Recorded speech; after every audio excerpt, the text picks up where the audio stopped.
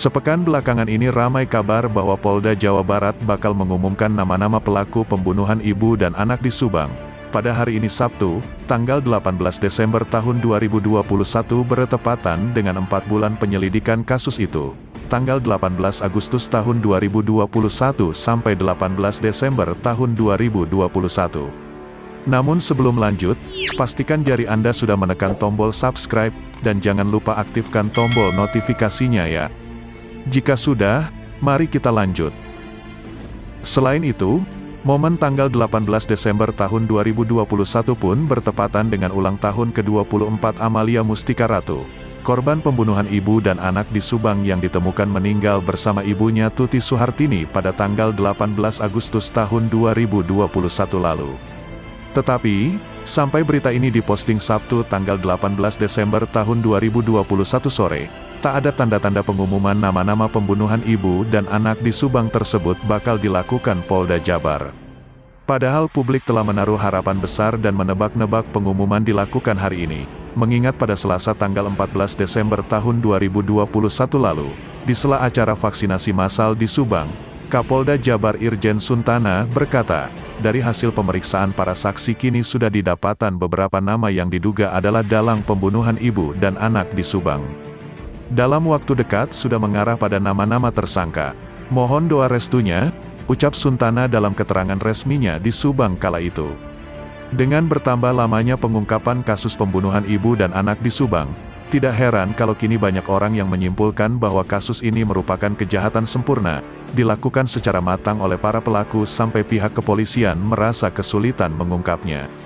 Kriminolog dari Universitas Padjadjaran, Unpad, Bandung, Prof. Yesmil Anwar menegaskan dirinya tak setuju kalau kasus pembunuhan ibu dan anak di Subang dianggap sebagai kejahatan yang sempurna atau perfect crime.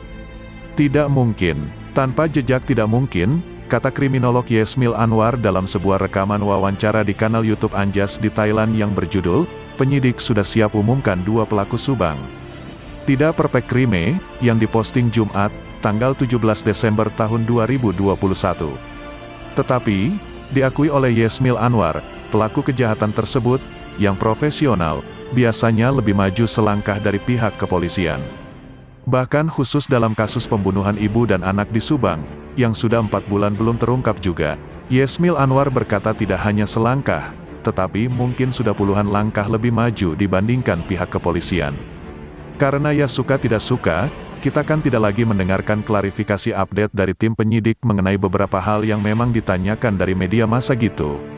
Kita hanya mendengar update-nya mungkin dari saksi-saksi yang berbicara di media massa.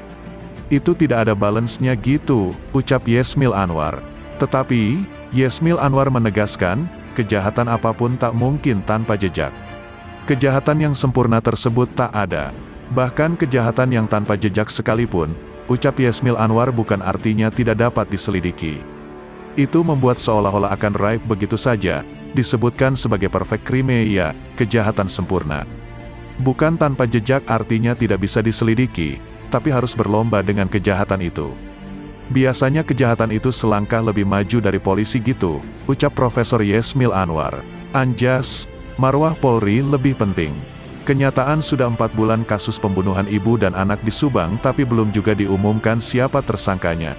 Anjas di Thailand di kanal YouTube Anjas di Thailand memaklumi kalau kini ada sebagian warganet yang berpikir pelaku pembunuhan ibu dan anak di Subang bukan lagi selangkah lebih maju, namun sudah puluhan langkah dibanding dengan tim penyidiknya. Tapi aku masih percaya sih, kalau untuk tim kemampuan penyidik gak usah diragukan deh. Tapi lebih ke hal-hal lainnya, karena menurut aku sih kasus ini, ada kemungkinan besar bahwa tidak lagi mengenai faktor kriminal murni, tapi juga ada faktor tekanan-tekanan dari orang-orang lainnya, ucap Anjas di Thailand. Anjas di Thailand menduga, kasus pembunuhan ibu dan anak di Subang ada hubungan dengan kasus lainnya, misalnya dengan yayasan, sebab korban Tuti dan Amel pun pendiri yayasan. Kita tahu, kata Anjas, yayasan di Indonesia tersebut ada sebagian yang suka menerima bantuan dari pemerintah dan swasta. Dan ada oknum-oknum yang mempermainkan dana-dana tersebut. Ada dugaan takutnya, kalau ini terbongkar kasus yang lainnya akan terbongkar, seperti efek domino, ucap Anjas di Thailand.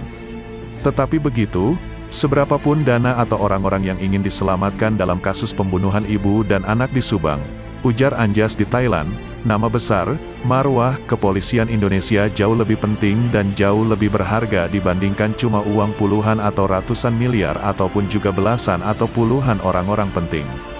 Untuk mengorbankan sebuah institusi, kepolisian, it's not worth it at all. Oke, kita tunggu apakah nanti tim penyidik berani dan juga percaya diri untuk mengumumkan siapa tersangkanya. Menurut aku tim penyidik harusnya percaya diri untuk mengumumkan siapakah tersangkanya, ucap Anjas di Thailand.